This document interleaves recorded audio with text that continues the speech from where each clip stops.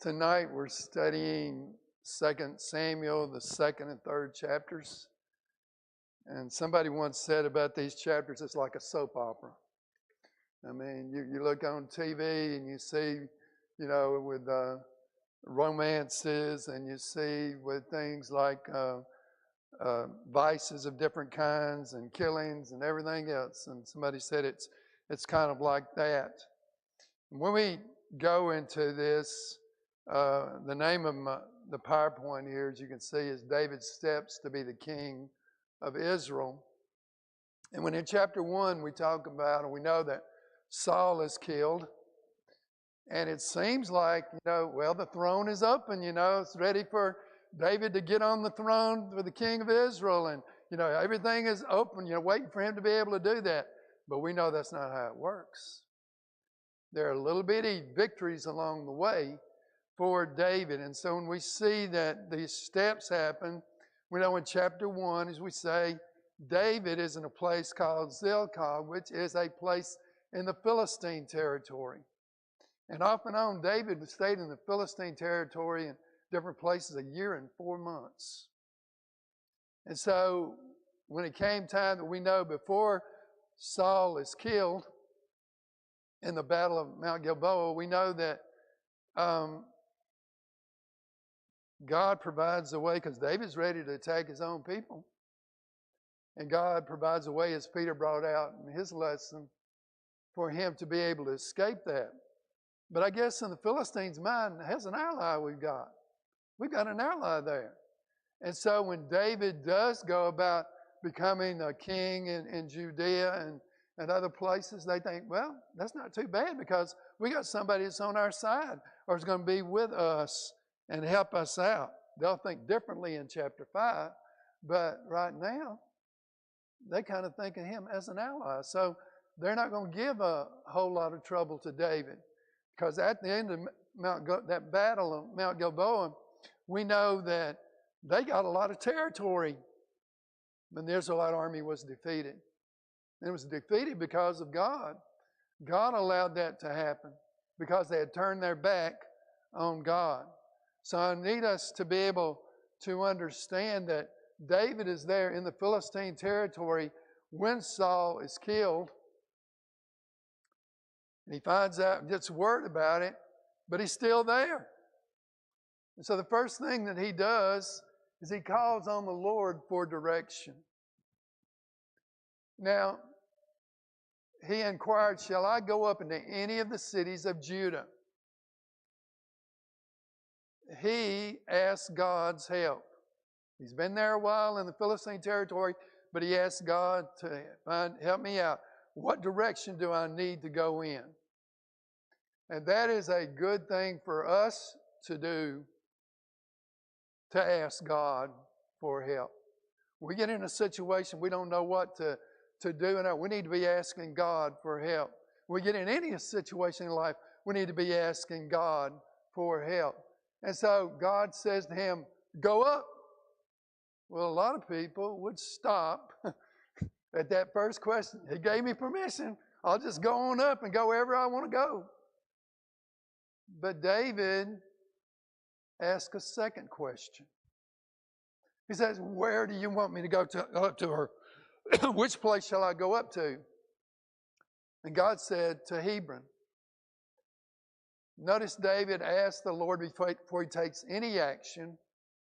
As I said, that's a good example for us. Now, it's very ironic that Saul's name in Hebrew means prayed for. And yet Saul doesn't do a whole lot of praying that we see in these chapters. But David is a man that is known for his prayers. Oh, he messes up a lot, but he's known for his prayers. So David doesn't stop at the first question. He asked a second question. He said, which place do I need to go to? Now, some people will say that they won't ask God. They'll go off into a path, whichever way they want to choose, and then they'll expect God, they'll pray out to God, help me through this path I've already chosen. Instead of asking God to choose, for me, or to ask His advice in our prayers. The answer was Hebron. Hebron is on the west side of the Jordan River. It's also the place that Abraham built an altar after God showed him all of the land that his and his descendants would have. It's in Hebron. It's also the place where it's the burial ground for all of the patriarchs. Abraham, Isaac, and Jacob are next to Hebron. And the matriarchs, Rebekah and Sarah and Leah, are all buried in this cave near Hebron. It's also the place where the spies went in Numbers, the 13th chapter, verse 23, where there was the land flowing with milk and honey. They got these big clusters of grapes. There was a valley there in this area. It's where they went. And it's also the place, I guess Caleb remembered all of that because he said, give me some place, from Joshua of where that I can have a place of my own. And that was given to him as an inheritance in Joshua 14, verse 13. So Hebron is well known for a lot. And God wanted David to go to Hebron. Okay, let's see here. So David goes. I think he had 600 or so followers. He goes with his 2 wives, and he settles there in Hebron. And while he's there, he's anointed king of Judah. Not king of Israel, but king of Judah. It says in verses 3 and 4, and David brought up his men who were with him, everyone with his household. And in verse 4, the men of Judah came and anointed David king over the house of Judah. This is not like Samuel anointed him. It's not a high priest anointed him, but the people are anointing him as king of Judah. And so one of the first things as a king of Judah that David does is he is told that the men of Jabesh Gilead got the body of Saul from the Philistines and buried his body. This was a good thing that they did. And David wanted to let them know how he appreciated that. As we said, Hebron's on the west side of the river. Jabesh Gilead is on the east side of the river. And so when David says he's going to bless them, he undoubtedly is thinking how God says, I'm one day going to be the king of Israel, because he's not the king of where they're at right now. Some people say he might be politicking. I don't know. But the idea is he blesses them, and he says the Lord's going to bless you. And then he says, I'm going to bless you. Now I want us to look at this map for a minute. I hope I got this right. Of where these places are.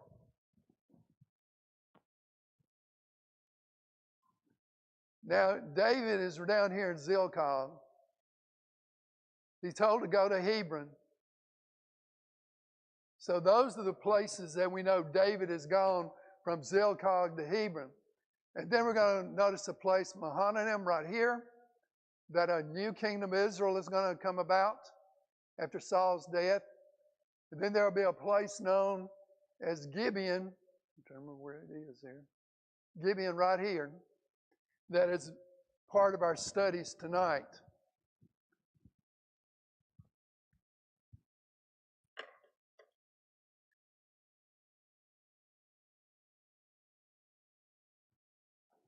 Abner, who was Saul's commander-in-chief of his army, after Saul's death, puts Saul's youngest son, Ishbosheth, as the king of Israel in chapter 2, verses 8 through 10. You know, God says you're going to be the king of Israel. Well, David's the king of Judah. He's going to have to wait a while for the king of Israel. And so he's the youngest of Saul's sons, and he reigns 2 years. And so he's made the king of Israel and Mahanaim that I showed you a while ago on the map. And that in Hebrew means 2 camps. And so we have a series of 2s that go along with this. There are 2 kings, David and Ishbosheth. There are 2 kingdoms, Judah and Israel, which is going to foreshadow a division of the kingdom, a divided kingdom. that we'll see about later in the Kings. There'll be two leaders of the armies, Joab, who's a nephew of David, and Abner, who's either a cousin or an uncle. I know in one place it's called an uncle of Saul. And there are two camps, Hebron, Mahanaim, and Mahanaim. And so because of this, there's going to be civil war. That brothers or the tribes are going to fight one another. And instead of fighting the Philistines, they're going to be fighting each other. The second thing I noticed with David of his steps is he waits on God. He's very patient with God's plan. He doesn't go about and do, okay, now the throne is open, and he tries to force himself on Ishbosheth and get into a big war between that. No, he waits. The anointing by Samuel happened when he was a young person in 1 Samuel 16. The chase by Saul, because of his jealousy about David, took more time.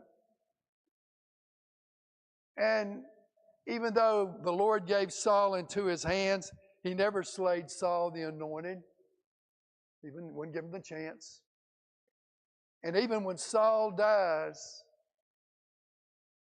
and the opportunity is there, he still waits. He's going to wait 7.5 years, and he's going to be an older person. But he needs to learn some things. He's never been a king before. He needs to learn how to rule wisely. He needs to how to be able to withstand a civil war when the people are fighting among them. He's got to be able to deal with that.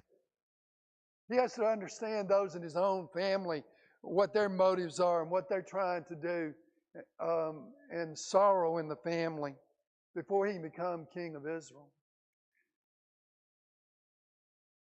Now, the first battle between,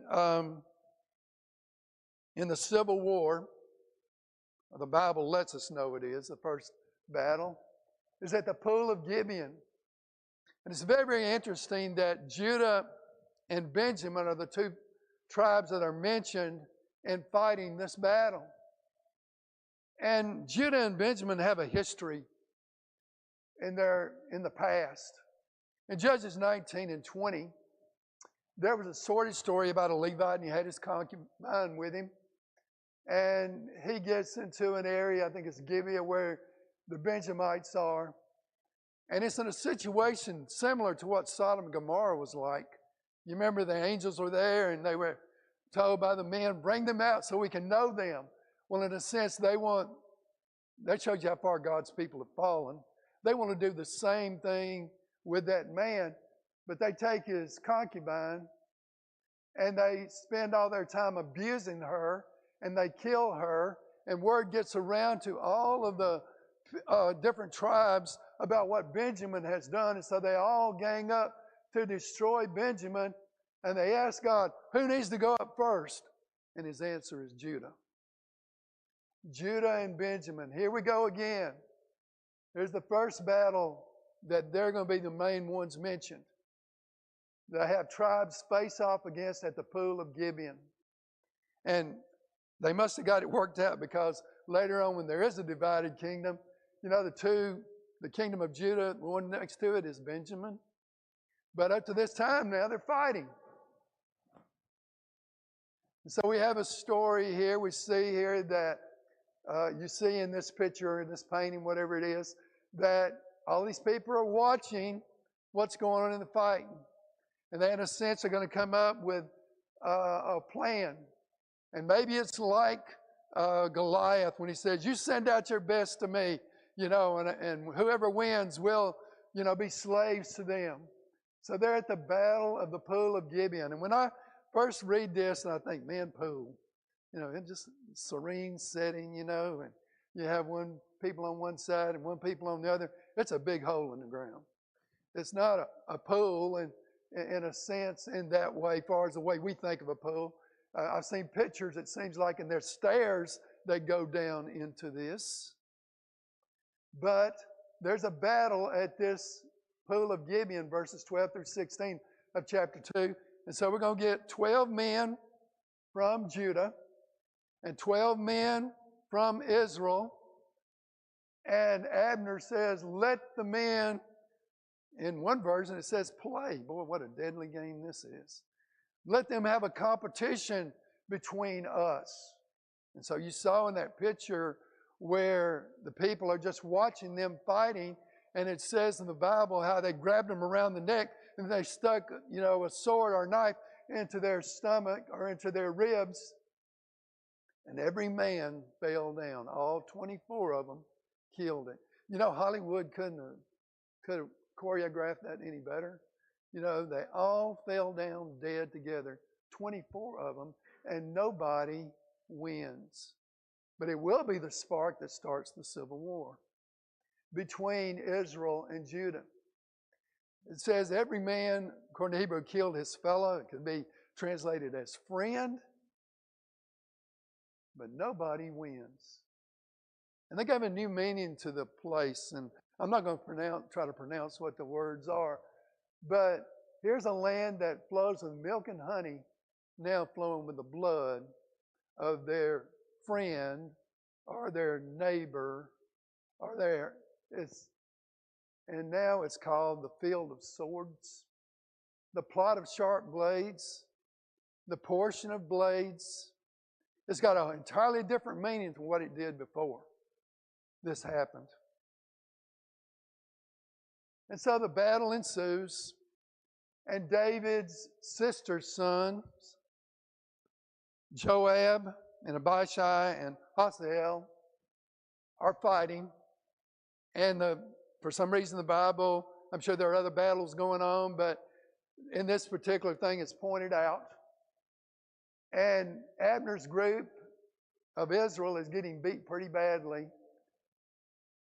And so Asahel, who is the younger brother, or the youngest brother of Joab and his other brother, starts chasing after him. And it says that he's very, very fast. And he starts chasing after him, and he's getting closer and closer and closer to Abner. And I guess he thinks that with my speed, I'll be able to get him. I'll be able to kill him.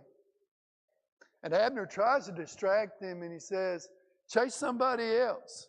If you want to get the idea, I guess, is if you kill me, you get his armor, and you can go parade it around, and show how victorious you are. And Abner says, go find somebody else, kill them and get their armor. But it doesn't stop him. And he's getting closer and closer. And then he says, I don't want to kill you. If I kill you, I have to face your brother Joab. And Joab, is the leader of the army of Judah. And I don't want that happening to us. So I need you to stop. Asahel keeps coming. And he keeps coming and getting closer. And Abner takes the blunt of his spear, and it goes through him, through the back of Asahel, and kills him. Now, I think it's like this picture. I think he ran into it, but I don't know. He was running so fast, and all Abner wants to do is to stop him somehow. I just got to stop him somehow. I don't want to kill him. I got to stop him. But that must be how that happens. So he keeps coming, runs through. And this death, it says everybody stopped when they saw it. But this death is a death it is for self-defense purposes, and it's in wartime. But Joab and his brother it's a personal thing now. It's not a civil war anymore. It's personal. And so we're going to do something about it. So I got to thinking, what lessons do we learn from this situation? One thing I see, if you persist in going in an unhealthy direction, it's going to lead to your demise.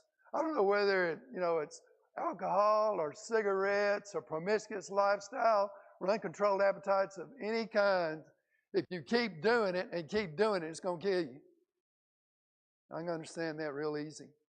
But I also see spiritually, if you move away from God and you persistently go in that direction and continue to go in that direction, you're going to suffer the spiritual death and the second death. I notice Ahaziel is so determined, he cannot be reasoned with. And this is never a good thing if you cannot be reasoned with. Doesn't mean you can't make up your mind. Doesn't mean that you cannot be determined.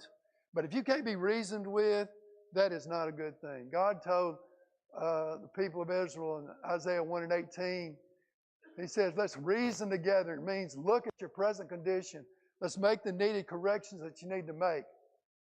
Brethren, please never get yourself in a situation you can't be reasoned with. Because when you get yourself, you can't be reasoned with, not good things don't happen. They won't happen at all. Thirdly, when I see Abner, I think he is wondering to himself, how do I get out of this mess? He's continuing to chase me. How do I get out of this mess? I only want to stop him some way. I wonder, did he go back and think about putting Ishbosheth on the throne, if that led to some of this? I wonder if he thought about when he started the Civil War, when he said, let the men fight together, that started this. In a sense, how he brought it upon himself. How his word started the battle. When we go against God, we get in situations we can't handle. There's no way in the world how we can handle those situations. And one positive thing I see in this is a child of God should be determined. And they should show wisdom. And when the devil throws different distractions our way, whatever it might be, job, family, whatever worldly thing it might be, we need to be determined and not let that keep us from being able to go to heaven. And we should be determined. But again, we need to show wisdom. After this is over with, this personal thing, and Ahaziel is, however you say his name, when he dies, the war is continuing to go, and Abner calls out to Joab, let's end the fighting for the day. It seems to notice the ones losing the battle ask for the truce. They want to be able to have the truce. But let's end the fighting for the day. He says, how long are you going to pursue your brothers or kill your brothers? And that is people that are tribes that are their brotherly tribes that they're killing. And they're pursuing. And Joab tells Abner, if you had not spoken up, this thing was going to continue to the next morning. And it was going to keep continuing. But I want you to notice that Joab is able to be reasoned with. Oh, we're going to win, but it doesn't have to end today. It doesn't have to stop today. Because we know that with the next chapter, it keeps going on. It's a long war. I remember when I was studying World War II, the Japanese, before the bomb was dropped, you know what we were going to have to do? We were going to have to invade Japan. And because these people were going to fight to the death.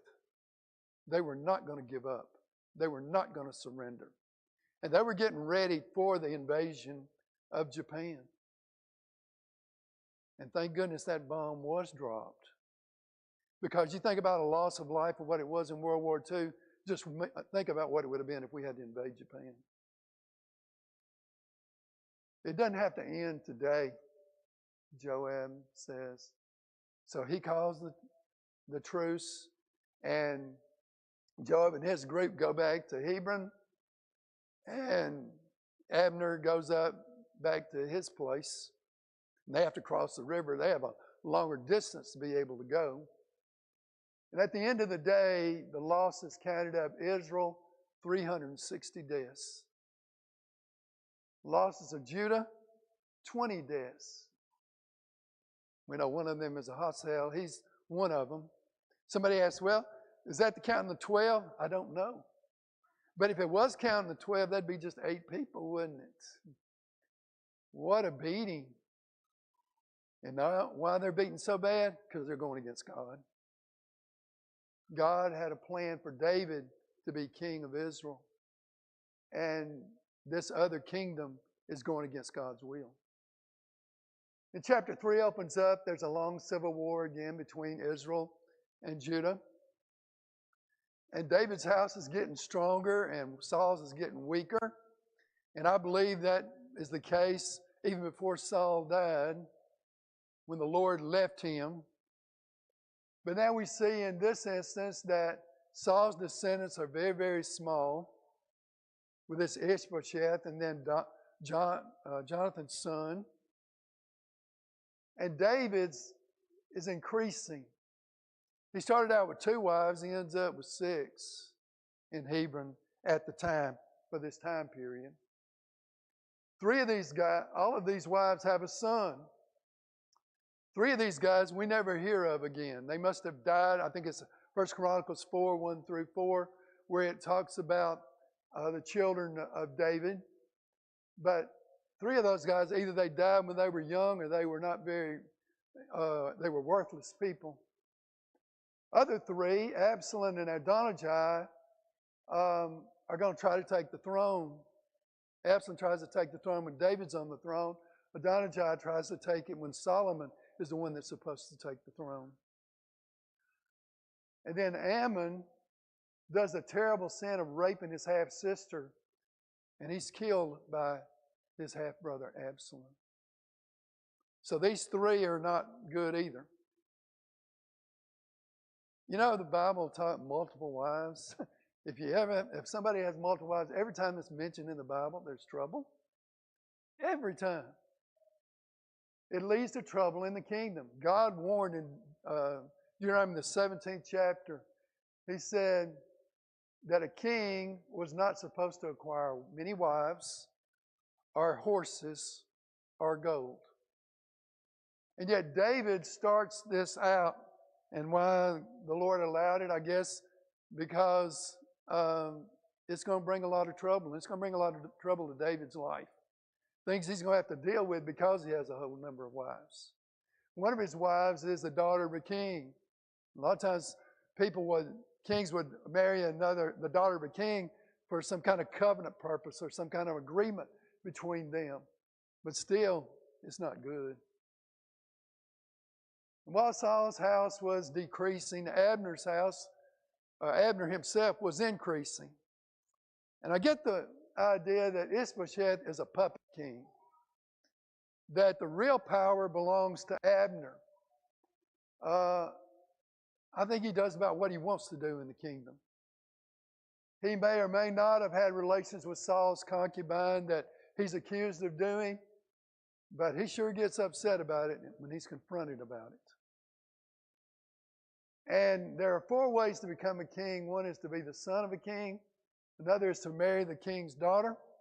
Another is to slay the king on the throne and take over. And another way is to take the king's women.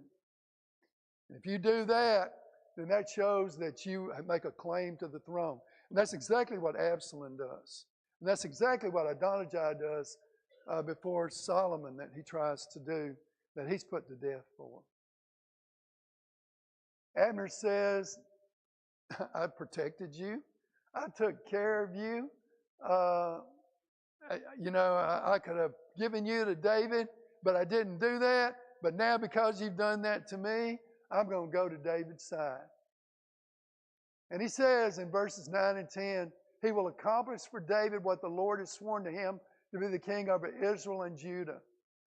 I'd like to know, when did Abner know this? When did he realize this? I wonder if he might have heard it, recognized it when David killed Goliath. Something had to happen for that to happen. What an upset. Maybe he heard it at the king's table when David is soothing Saul, with his music. Maybe Saul told him after the Lord gave Saul into David's hands in the cave, and David didn't kill him, and Saul, as he's leaving there, and David talking to him, says, I know you're going to be king. Maybe Saul told him. I don't know. However, he knew he finally is doing the right thing. He shouldn't have made Saul's son king. He should have not started the civil war. But he's finally doing the right thing. Third step of David. David did not force himself upon the people to be king of Israel. He lets it come to him.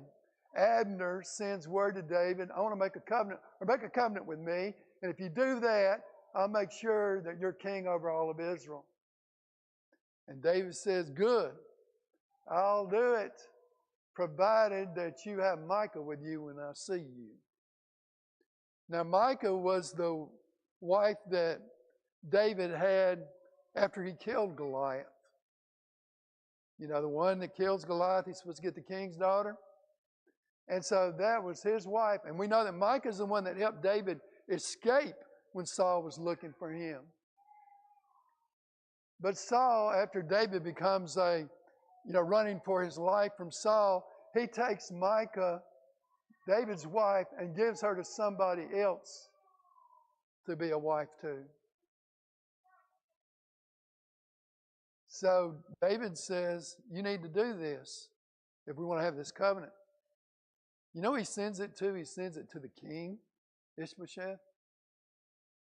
That you're the one that has to make this happen. And so Ishbosheth gets this message, and he does it. He doesn't fight it. He does it. He does it just like he's told.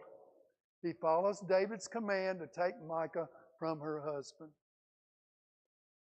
And I wondered, why did David want Michal back? He's got 6 wives, but that's one's really important to him. We might be one that's Saul's daughter.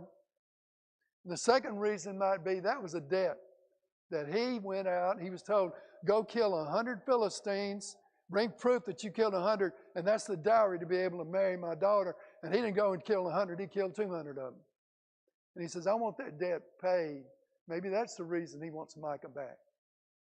Anyway, her husband starts following Michal and starts crying and weeping. And I think we can see here how this brings grief.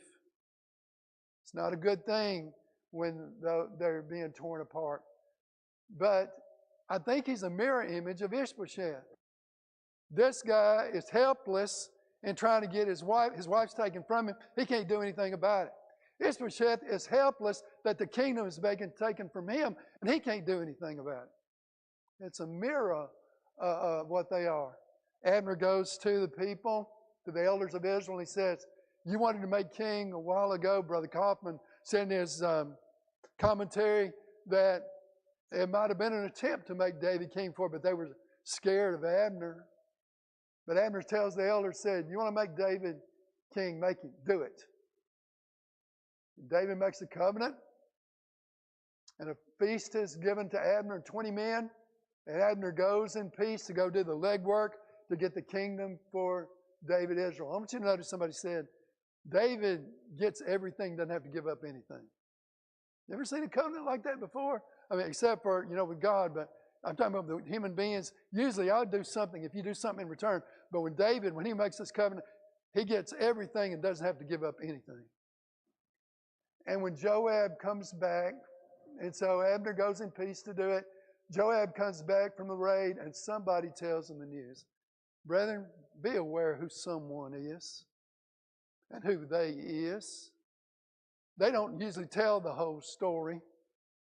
They might be disgruntled about what had happened before, and they want to, get somebody and to get those people upset. Maybe they just found out that that's what had happened, but they wanted to do that. Be aware of what people do that tell you stories or tell you the news. When I was at the alternative school, we had guys that were instigators. They used to go up and tell something. Did you know what he said about you? Did you hear what he said about you? And they would start fighting one another. And I'd tell them, these guys, after we get with them later, I said, you are their entertainment. They're doing that just so they can be entertained. You need to be watching them. And so Joab is told this. He's told that Abner walks in peace. even though he wants something bad to happen to Abner.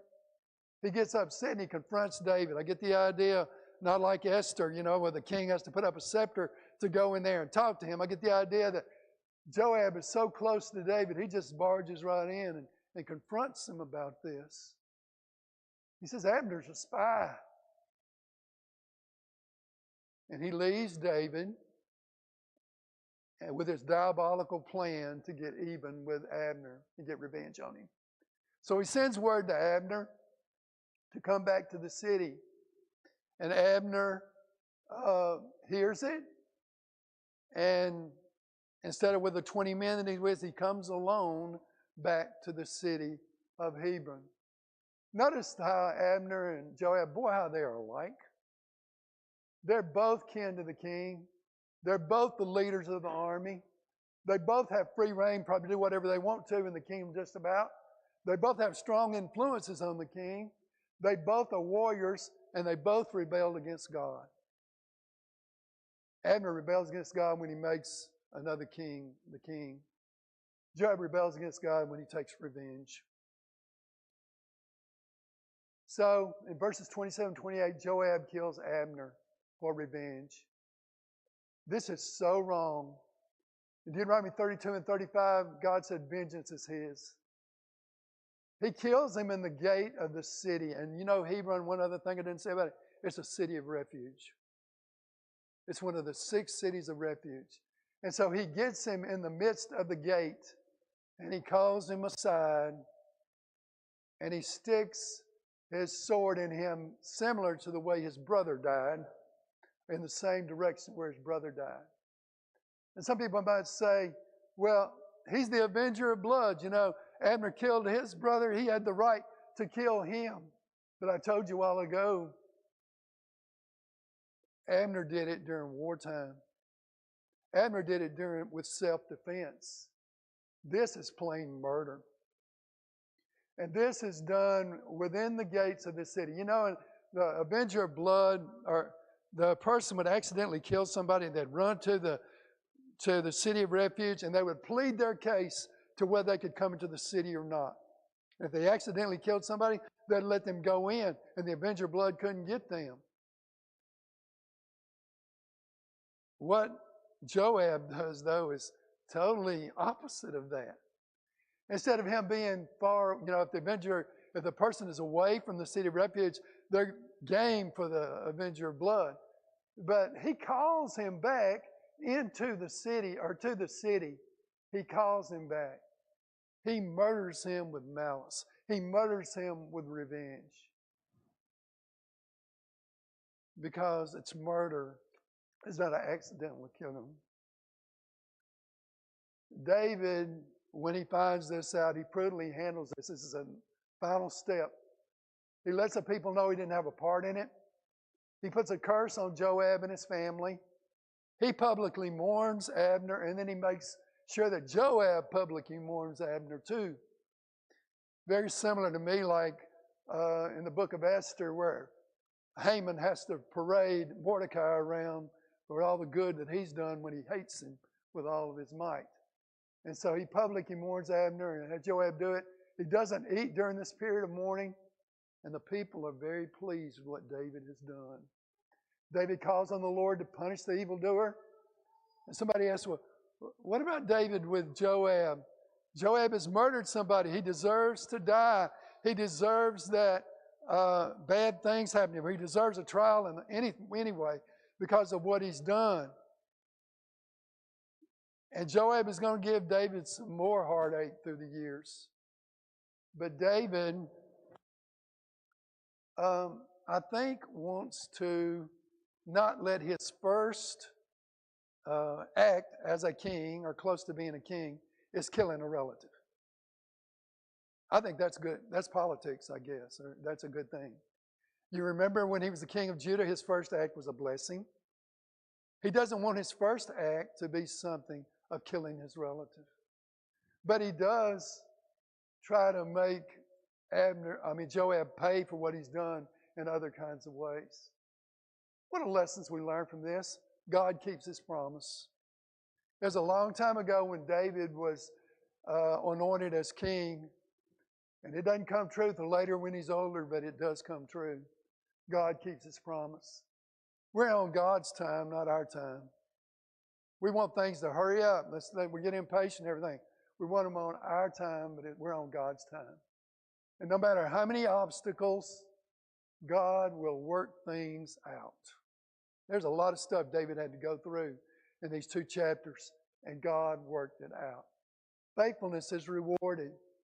If we do what God says, He will reward us. David did what God said. He waited on God, and God would reward him being the king of Israel. If there are opportunities to do good, do them. Abner, maybe one good thing that he did, he said, make him the king. If you want to do it, do it. Don't wait around, do it. If you have an opportunity to do good, do it. Do it then. We also see the danger of power. You notice how that Abner loved the power. You notice also how Joab loved the power. I think he was not only killed Abner because of revenge, but I think he was kind of jealous of Abner, that David, he might be one of the right-hand men to David too. And he didn't like losing that power. And we know Ishbosheth didn't like the way that Abner was doing, when he confronted him about what he did with one of Saul's concubines. They're all very suspicious of somebody taking away their power. And then the beauty of forgiveness finally. Abner had done all these things. He had chased David. He had tried to kill David. He was with Saul doing all of these things. And now he's in front of David. Make a covenant with me. And David forgives him and makes a covenant with him. This guy had been chasing him all that time, willing to work it out. What a beautiful thing forgiveness is. He might not have deserved it, but David forgave him. I hope you got something from the class tonight, that it helps you understand, because God is in control, and God does make sure that things work out for good, no matter what kind of things happen in our life. If we'll just trust Him and be patient, He's going to work things out, what's best for us all the time. Let's pray. Most gracious Heavenly Father, we're so thankful now that you're a loving and a merciful God. So thankful for your illustrations in these 2 chapters to us of how we need to be or how we need not to be. Help us always look to you and know that you have the answers in your word. Help us to study it and apply it to our lives and wait upon you when there are times that we seem to be beaten down, Father. Help us always look to you for the answers and wait upon you, and don't do things in a haphazard way, but know that you're always in control. Father, this world, it seems like it's always seems out of control, but may we always rely upon you and trust in your will and give you the glory. Help us as we leave here tonight for your guidance and direction, and be here the next time we meet again. We pray this in the name of your Son, Jesus. Amen. Thank you, man. Appreciate it, man. Appreciate it.